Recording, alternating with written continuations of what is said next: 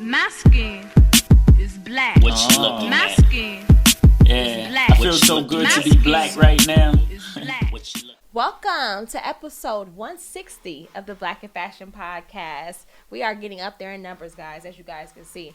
And of course, this is only the second episode of 2024, so I hope you guys tap in. Make sure you're catched up on everything we've done in 2023. Okay, so we have our new segment called the Crazy Client Chronicles. Make sure you submit your entries in. They can be anonymous. We just want to get to a space where we can talk about these conversations and have conversations about things that don't necessarily go right in entrepreneurship and how we can continue to grow and learn and just be the best people that we can be in the business arena. So today I'm joined with Amethyst. How are you, Amethyst? I'm good. Amethyst, and I'm gonna have you bring in yourself, okay? But the one thing I can say that I absolutely love, I love the combination of fashion and mental health. Yes. That's one thing I love, and we're gonna talk a little bit about that and how they correlate, and also a lot about mental health and in fashion because, yeah, it get a little challenging. We're gonna say that. I'm not gonna say it gets hard. I'm gonna say it gets challenging, and the state of your mental health in fashion. Because I feel like because fashion is just so shallow and so driven on social and being fit in and what you're wearing and how you look, it can really have a big effect on your self-esteem, your well-being, not feeling enough, not feeling inadequate. And we are going to tap into some of that stuff, and also all of those things tie directly into entrepreneurship, So Amethyst, tell us a little bit about yourself and where you are from. Yes. So I am from. Love your sweater, by the way. Thank you. I'm from originally Brooklyn. Moved to Long Island when I was about 9. Family up, and just was like, you know what? I want a better life for my siblings. Moved out to Suffolk County. Bit of a culture shock there. I lived in Bayshore before. So, girl. So you know. And then I will say that mental fashion has lived in my head for a while. Didn't come into fruition to about 2 years ago. Okay. I would say. So it was just, a really just like challenging time. I had lost my eldest sibling, and fashion was our thing. Like when we go places, that's how we express ourselves. So I just was like, you know what? Enough is enough. I can't be this introverted person that I always was. I just was like, you know what? Fashion spoke for me. That's it. I didn't have to say. It's visual language. Yeah, so I said that's enough. And then I was like, you know what? Let me just start it. I want just other black introverted women, because that's another group that just doesn't exist and people don't know how to deal with. And so you get these labels so often. You have an attitude. I'm conserving my energy. There's a difference. Absolutely. But you have an attitude. And then add that on to dressing well. Who does she think she is? And then we're posh, bougie, stush. Yeah. Exactly. Okay. And then you lose your individuality. And so I was like, you know what? Let's take this space. Let's bring it to the forefront. Don't be, so introverted anymore, because there has to be someone who is like the younger me that needed it. Right. And so I just forced myself to just hit record. First, I was just clicking it. I was like, I get it. Let's walk away. And then once I started, bringing myself more to the forefront, I saw a lot of people connect. And more so DMs, because, they're still introverted. They're not ready yet. And then it just started kind of growing and taking off. And I started getting just clients and working with amazing black women in tech and just all over helping and, just styling them for conferences. And from there, I was like, you know what? This is my purpose. But, making them feel and look good from the outside and the inside.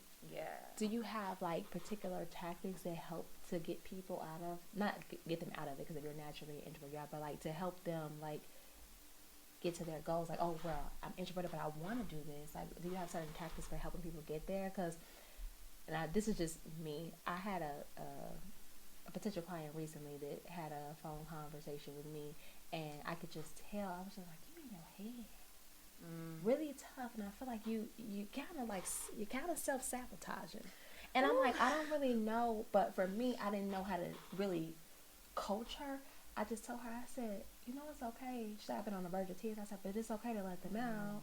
It's okay to be vulnerable. She's like, I'm so tired of social media. It's overbearing. I just feel like crying. Da, da, da. I have my son. And I was just like, and I couldn't really relate because I'm like, well, fix your mind. And it's like, I didn't say that, but in my mind, it's just like mind control is a very important thing. Yeah. And I'm just like, you really are allowing yourself to overwhelm yourself.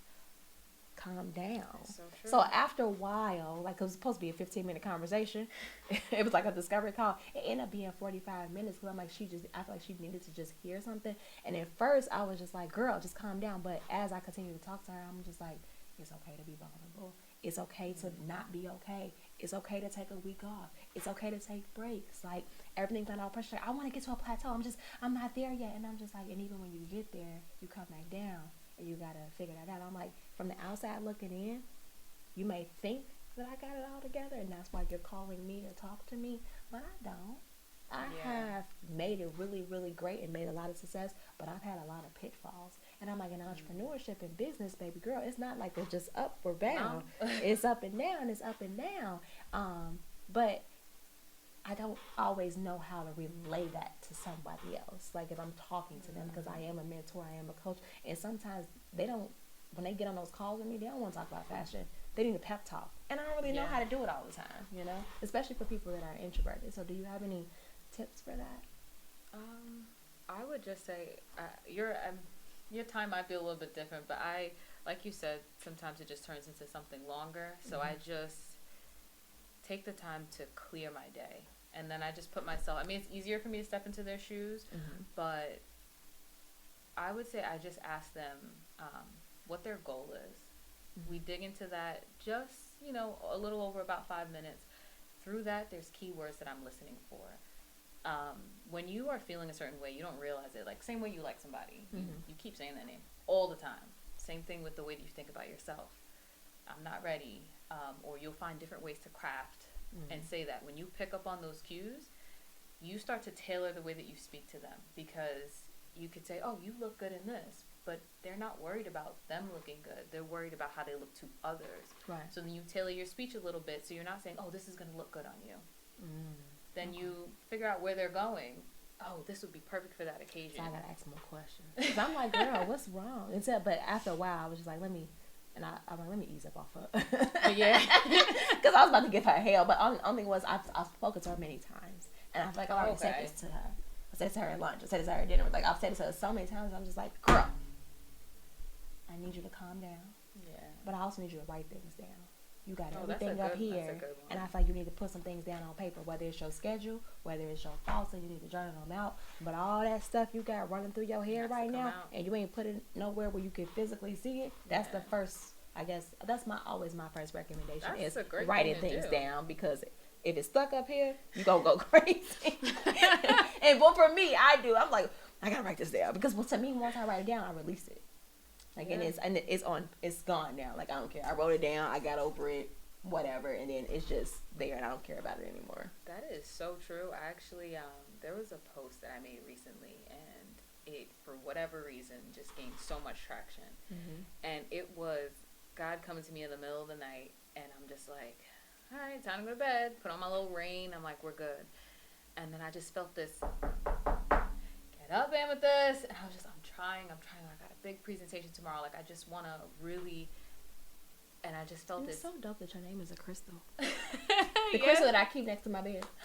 I have them. I keep amethyst next to my bed. I keep an amethyst next to my bed. I keep a black tourmaline and a pyrite in my kitchen, and then I also have a black tourmaline and a pyrite in my office. I'm not too I don't know too much about that. All I know is thank my mom for that, and people have been misspelling it ever since, saying it ever since. Can I call you Amy? No, you can't. No. Amethyst. How do you not know how to say that right? I don't know, but they can say Tchaikovsky, so. Girl. But there's that. They call me Lindsay, so it's okay. Yeah, stupid. I know. So he, God just kind of spoke to me. He's like, write this down. I kid you not. I took that idea. I found a video that I connected with. I already had it saved in my phone. She's like, just do it. I did it. Set it, forget it. It was like right before Christmas. Came back into the new year, and I just started getting a lot of notifications. Mm-hmm. I'm like, what's going on with my phone? Like, what is this? And then next thing you know, it's comments, and I was like, oh, okay, it was like 1,000 views. That's nice. Mm-hmm. And it hit like 5, and I'm like, okay, this is my goal. That's it. If I could only reach one person out of the 5,000, that's fine. Okay. And when I saw it hit 10, 20, 30, 40, then it went to 100, then it went to 200,000, and I'm just sitting there like, and it was not only that, it's the community of conversations, people actually expressing. They were introverts too. Mm-hmm. They experienced all of this. From that, a couple of people, working with them, like fashion, styling, like, this and that. So there was some like growth from it. It's just like, it was only further confirmation that when you hold it inside, like you said, and you don't get it out, you don't write it down, you don't know who it's going to reach. You don't know who can touch it. And then that was me self-sabotaging because I wanted comfort instead of prioritizing the purpose I had. Okay. I like that. Do you, like when it comes to like your personal style, first tell me how you would like describe it in like 3 adjectives, and then how, when you're working with like your clients, what is your process for getting to know and understanding their style so that you can actually, get things done? Yeah, that's actually a really big thing. For me, my personal style, I would say it is the auntie, it is the cousin, and it is the sister. Auntie, cousin, sister. I am all of those. I love those elegant pieces. Like one day I'm gonna walk in like Hillary, and another day I might just walk in feeling like Aaliyah. Sometimes I'll find a way to mash the two. Okay. I might be hardcore rock. It doesn't matter. Hillary and Aaliyah is a hard mash because it's like tomboy and like clueless. But you can do it. It can be done. Now I'm gonna go home and try to put together an outfit that combines stuff. And I show up to work in that office, corporate, no matter, I will do it. I hear that. And I definitely... when you're in corporate, they always want to touch you.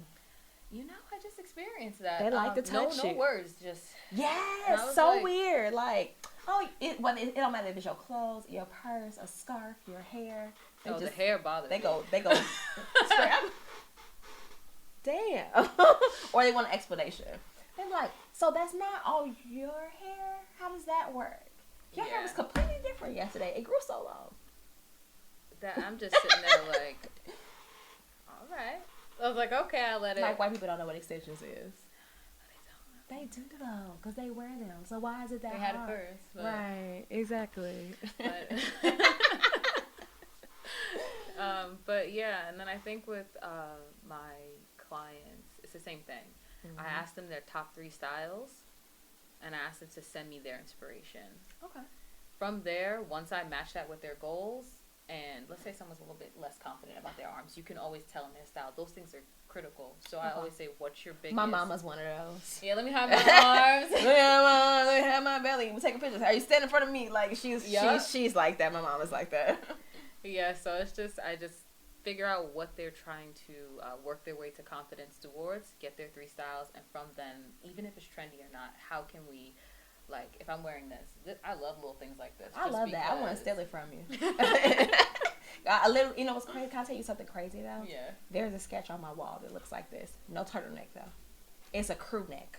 And it has a balloon, but I've had the sketch for about 5 years. And it's a top. It crisscrosses exactly like that. It has a bubble like that. It is a knit fabric. It just doesn't have the turtleneck. It's a crew neck. I actually have a black one without the turtleneck. It looks exactly like it. I never thought to put it in a sweater material, but I got some of this in my studio in yellow, blue, and brown right now. I have a mustard, and I just made a hat out of it, and I just made a scarf, and I'm like, that can be a scarf. See, is that not a scarf that you could just throw on something? This is what I do when I want to be like a little... Right, I'm looking at it, I'm like, girl, I just got a whole idea. You want that in the hat? Right. No, it's the whole outfit, and this is just like my process. I go on Pinterest, I find something that I like, and then I tailor it to my body. Like I know I'm curvy, and so going into the office, I'm a busty woman. Like I'm not gonna pretend that I'm not. So I find ways to kind of just cover it, and then if I want to go out with my girls after, I know I can take it off, and then just like. But that's essentially when I'm working with people too. They tell me the same thing. I want to wear a nice dress, but they don't like their arms. This is something that you could do. It's a different way to do a shawl. Gotcha. So tell me this. I have a segment called It's a Success or It's a Disaster. Tell me about a time in your entrepreneur journey where something has went really bad, but you learned something from that experience that was able to make you a better businesswoman. It usually be contracts for y'all and deposits for stylists. Contracts and deposits. It started out as a disaster, but it turned to a success. It was one of my first clients, and I didn't set boundaries. I think the introvert in me just wanted to be understanding of someone who's not understood. And so I was compromising my time and not setting that boundary. It was picking pieces like all the time. And I didn't have a perfect system. I knew I wanted to help, but I didn't know how just yet. So I was finding pieces.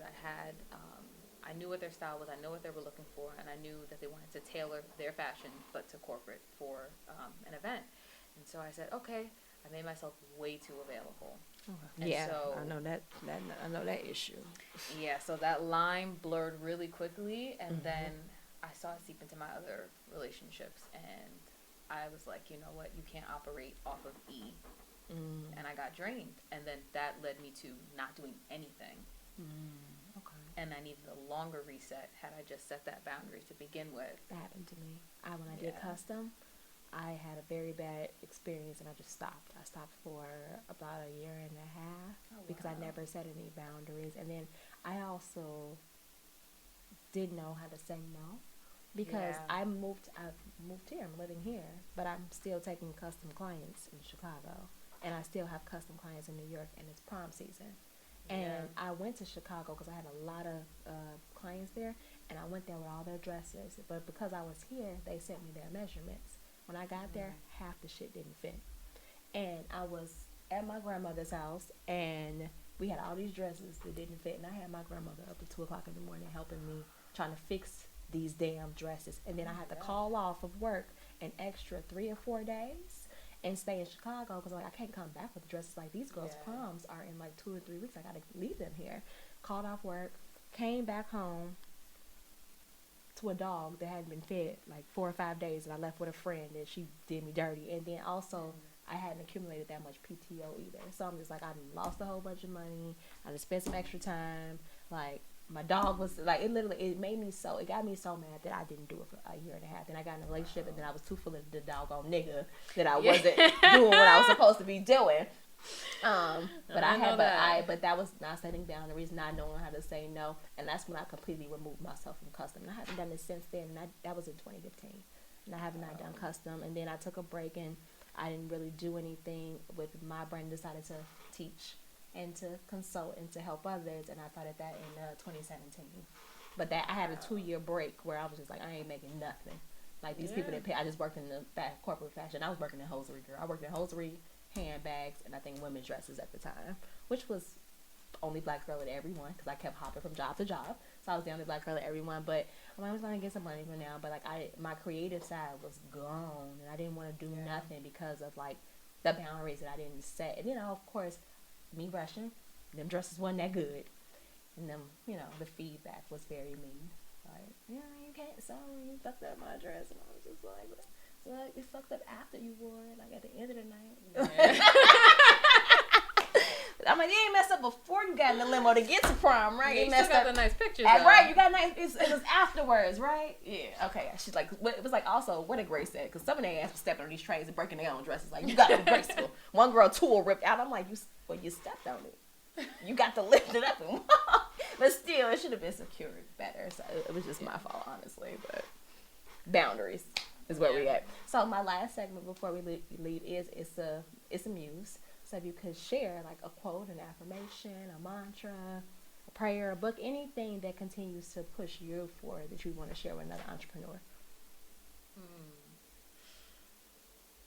Oh, I have so many in my head. I guess the biggest one is just be the you that you always needed, not the one that you wanted. Be the you you've always needed, not the one that you wanted. I like that. Yeah. Okay. Sometimes you think like, I be wish the you that know. you always needed. Yeah. Okay, I like that. Because your needs and your wants are so different. I'm You're learning that as I absolutely get right. older, and some I things love I thought I wanted, I Don't need want it. them anymore, right? I So, don't. if you could also throw out like your social media handles, your website, if you have any events or anything coming up that you want to announce, and of course we'll put this in the show notes as well. No, just you can find me on Instagram at Mental Fashion. It's spelled MENTALL. And then Double L, fashion. people. Yeah, double L because it's meant for all and it's mental. I like So, that. Yes. Yeah, and it's just that's it. And I'm working on some other things, so gonna catch me global in a few days. Yeah. Where you going? Look at me. To Paris. Yes. Yes. So you go with a group or by yourself or? By myself. I went to Paris by myself too. Yeah, I'm a little nervous, but it's Fashion Week, so. Eat, Love, Pray. You seen that movie? I didn't. I She heard was about by it. herself, and that's all she did. And she went to Paris and Italy and stuff like that. I had a great time in Paris by myself. And make sure you go to the Moulin Rouge show. I was just about to ask what's the number one place I should go. The Moulin Rouge show, because there's only one black girl on that stage with all them white girls. And she ran off the stage afterwards and she gave me a hug. She probably ain't seen a black person in years. But her body looks just like, 'cause they all have to be in complete unison. But go to the Moulin Rouge, so Crazy Eights. Go there. Crazy Eights. Got it. Absolutely, Got it. yeah. And I got a piece of place that I just forgot the name of it, but I'll tell you offline. Okay. All right. Well, thank you so much for joining me. thank you I for having appreciate you. And as I always say, guys, stay black. Peace out.